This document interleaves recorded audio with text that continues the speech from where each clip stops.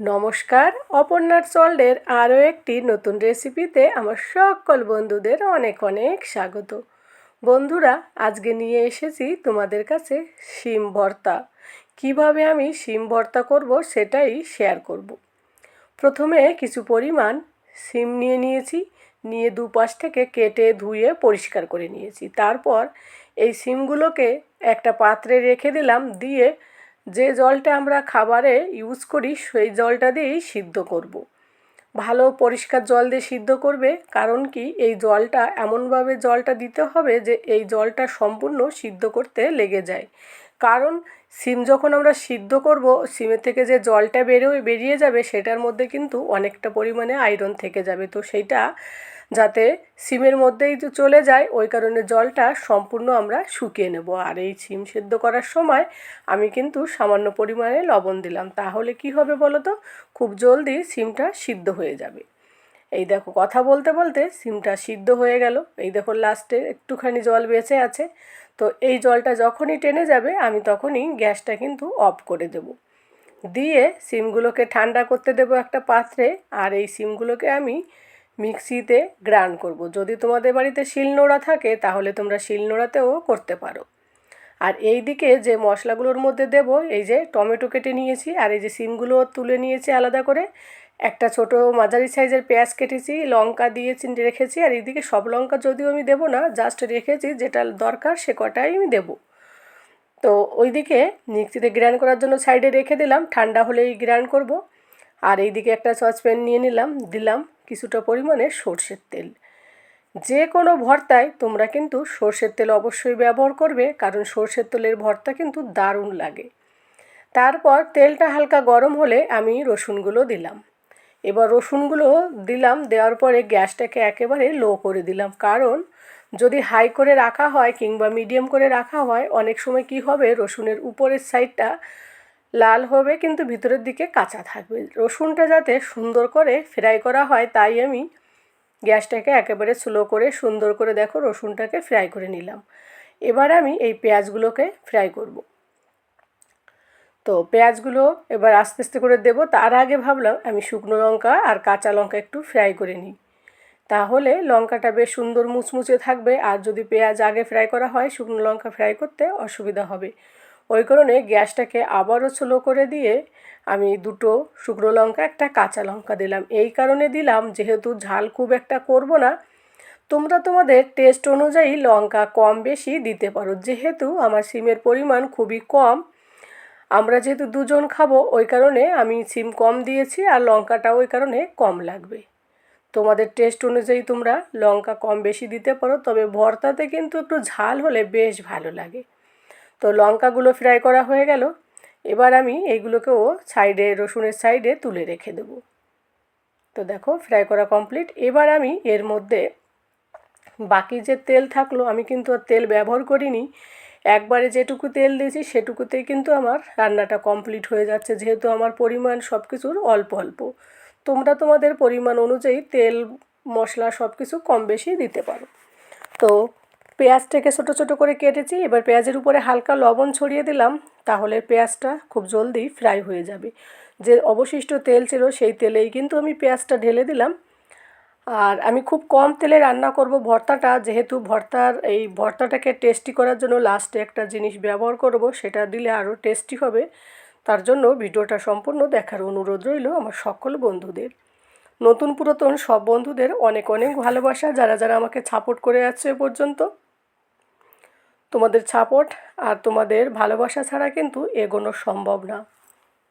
তো বন্ধুরা, আজকের এই সিম ভর্তা রেসিপিটি যদি ভালো লাগে অবশ্যই একটা লাইক করে যেও, একটু কমেন্ট করে যেও।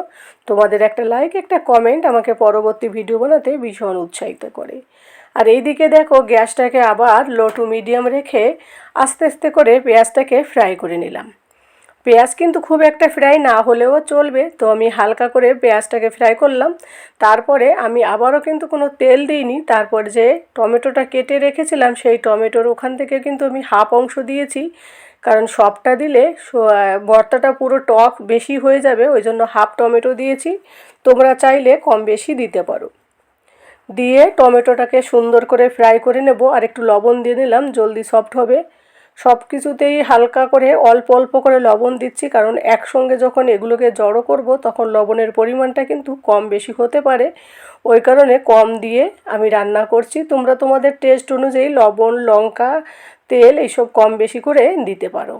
তো যতক্ষণ না এই টমেটোগুলো সফট হবে ততক্ষণ কিন্তু আমি ফ্রাই করব। আর টমেটো ফ্রাই করার পর ঠান্ডা হওয়ার পর টমেটোর উপরের খোসাগুলোকে কিন্তু আমি ফেলে দেবো।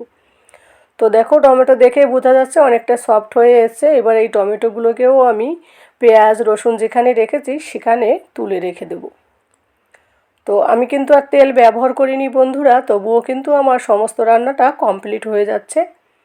আর প্যান কড়াইতে একটু তেলের পরিমাণ কমই লাগে। তারপরে আমি দিয়ে দিলাম ফোড়নে কালো জিরে। কালো জিরে দিলে কিন্তু এর ভর্তার গন্ধটাই কিন্তু আলাদা রকমের হয় আর খেতেও খুব সুন্দর হয়। যে কোনো ভর্তাতে সর্ষের তেল আর কালো জিরে ছাড়া কিন্তু সম্ভব না। তারপর সিমগুলোকে যে গ্রাইন্ড করে রেখেছিলাম মিক্সিতে সেইখান থেকে কিন্তু আমি এখানটায় তুলে দিলাম, দিয়ে হালকা লবণ দিলাম আর একটু কালারের জন্য আমি একটু কাশ্মীরি লঙ্কার গুঁড়ো দিলাম। এখানে আমি হলুদ দেব না, কারণ খুব একটা সময় এখানে আমি রান্না করব না, এটাকে জ্বালাবো না। তো এখন হলুদ দিলে অনেক সময় গন্ধ হওয়ার সম্ভাবনা থাকে, ওই কারণে হলুদ না দিয়ে আমি একটু কালারের জন্য হালকা কাশ্মীরি লঙ্কার গুঁড়ো দিলাম আর কিছু ধনের পাতা দিলাম, যে জাস্ট গন্ধটা বেশ সুন্দর আসবে ভর্তাটার। আর ধনেপাতা দেওয়ার পরে বেশি সময় আর রাখবো না। আর দেখেই বুঝতে পারছো ভর্তার যে জলটা ছিল সেটাও কিন্তু অনেকটা টেনে গেছে। তো যখন আমি দিয়েছিলাম তখন কিন্তু এতটা পাতলা মানে টাইট ছিল না, একটু গ্রেভিটা একটু পাতলা ছিল। তো দেখো কমপ্লিট হয়ে গেছে আমার ভর্তা ফ্রাইটা সিমের। আর ধনেপাতাটা দিয়েছি, বেশ সুন্দর একটা গন্ধে ময়ময় করছে।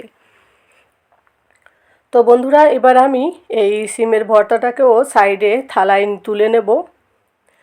তার আগে একটু দেখে নিচ্ছি যে কতটা ভিতরের থেকে হয়েছে। তো দেখলাম কমপ্লিট হয়ে গেছে। তো এবার একটু একটু করে আমি থালায় তুলে নেব। নিয়ে এটা যতক্ষণ ঠান্ডা হবে ততক্ষণে আমি লঙ্কা, রসুন, পেঁয়াজ, টমেটো এইগুলোকে আস্তে আস্তে করে হাত দিয়ে মেখে নেব।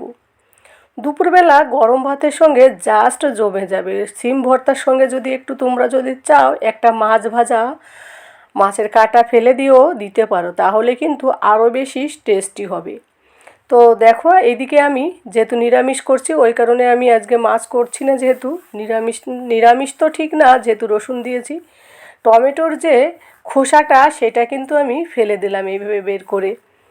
তো এটা মুখে লাগবে কেমন, ওই কারণে এবার টমেটো, পেঁয়াজ, রসুন, লঙ্কা আমি সুন্দর করে হাত দিয়ে মেখে নেব। তো দেখো বন্ধুরা টমেটোটাকে মাখা হয়ে গেছে, এবার লঙ্কাটাকে মেখে নেবো আর রসুনটাকেও মাখতে একটু সময় লাগবে। তো এগুলো একটু মেখে নিয়ে তারপর ফিরে আসছি।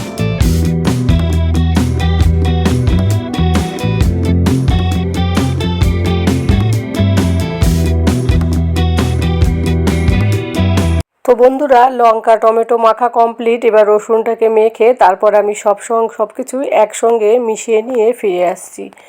আশা করি আজকের রেসিপিটি তোমাদের কাছে খুবই ভালো লাগবে। শীত শেষ হয়ে যাওয়ার আগে অবশ্যই সিমের এই ভর্তা রেসিপিটি একবার হলেও বাড়িতে তোমরা ট্রাই করতে পারো।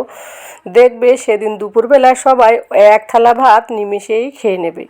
তো বন্ধুরা ফাইনালি আমার সিম ভর্তা রেডি হয়ে গেছে। তো এই সিম ভর্তাটাকে আরও সুন্দর করে টেস্টি করার জন্য আমি কিন্তু উপর দিয়ে একটু হালকা সর্ষের তেল দিলাম, যাতে এই সিক্রেট টিপসটা দিলে এই সিম ভর্তাটা কিন্তু খেতে আরও দুর্দান্ত হবে। তাই বন্ধুরা এই সিম ভর্তায় অবশ্যই, যে কোনো সিম ভর্তা হোক আর যে কোনো ভর্তা হোক, অবশ্যই উপর দিয়ে লাস্টে একটু সর্ষের তেল দেবে, দেখবে খেতে আরও দুর্দান্ত টেস্টি হবে। আর আমি উপরে একটা শুকনো লঙ্কা দিলাম গার্নিশ করার জন্য, একটা ধনেপাতা দিলাম, দেখতে খুব সুন্দর লাগছে, খেতেও খুব সুন্দর হয়েছিল। বন্ধুরা আজকের রেসিপিটি এখানেই শেষ করছি। সকলে ভালো থাকো, দেখা হবে পরবর্তী কোনো রেসিপিতে। টাটা।